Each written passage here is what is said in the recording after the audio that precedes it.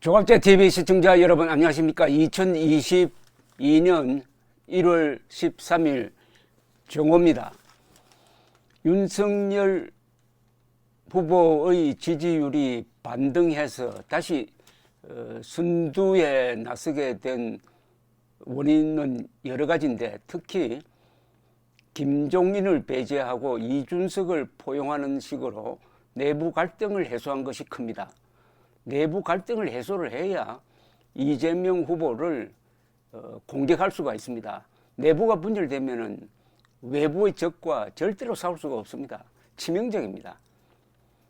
두 번째는 이준석 당대표의 장점을 살리고 있는 것으로 보입니다.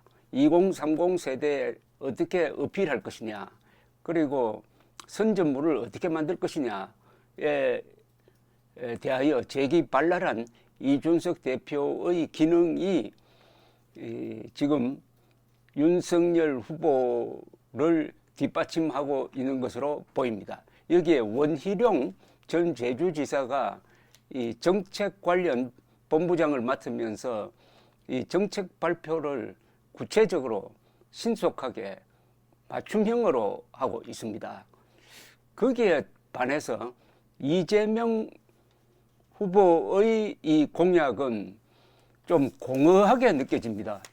좀 애매하게 느껴지기도 하고, 저게 과연 가능할까 하는 의구심을 자아냅니다.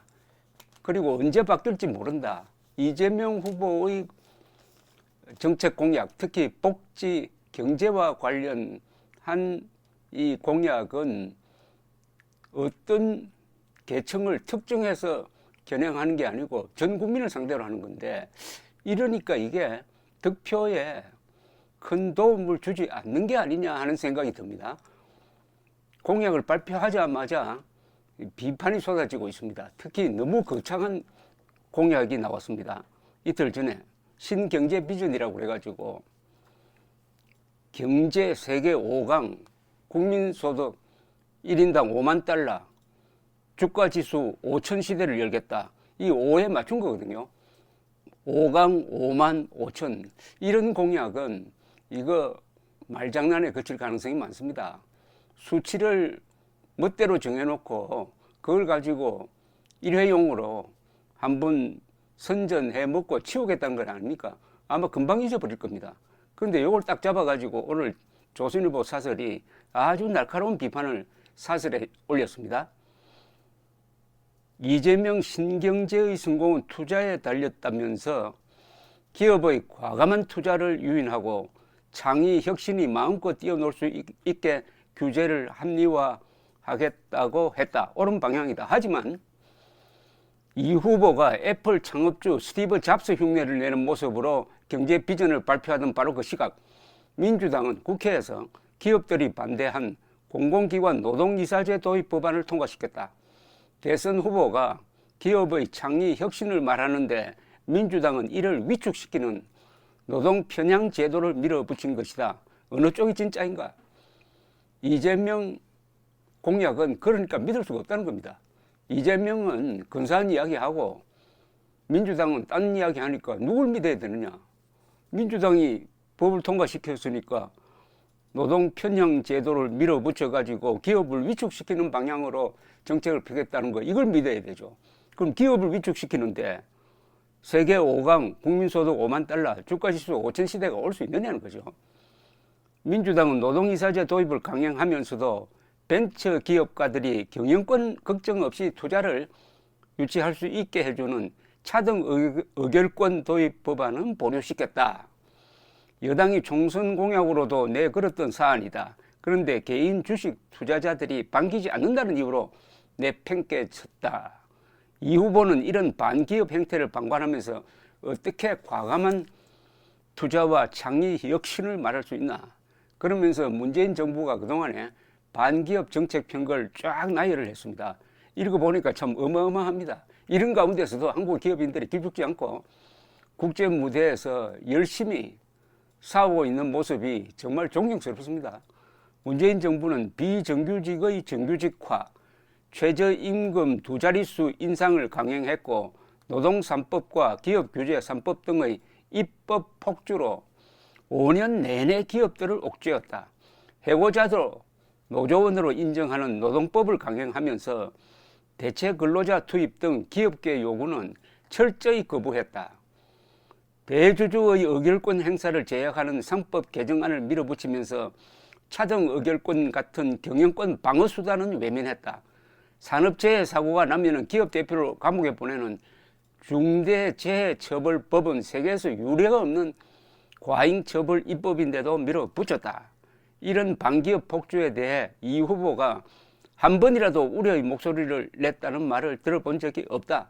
비판은커녕 국가가 전 국민에게 기본소득, 기본금융, 기본주택을 보장하겠다는 등 한층 더 반시장적이고 포퓰리즘적인 입장을 취해왔다. 뭐 이렇게 해놓고 마지막으로 이런 정책으로 세계 경제 5강으로 도약하겠다니 무슨 마술인가. 그런데 윤석열 후보의 공약은 아주 실천 가능하고 논리가 있습니다. 사병들에게 월 200만 원 봉급을 보장하겠다. 그 논리는 사병들에게도 최저임금제를 적용해야 되는 것 아니냐 하는 이런 논리입니다.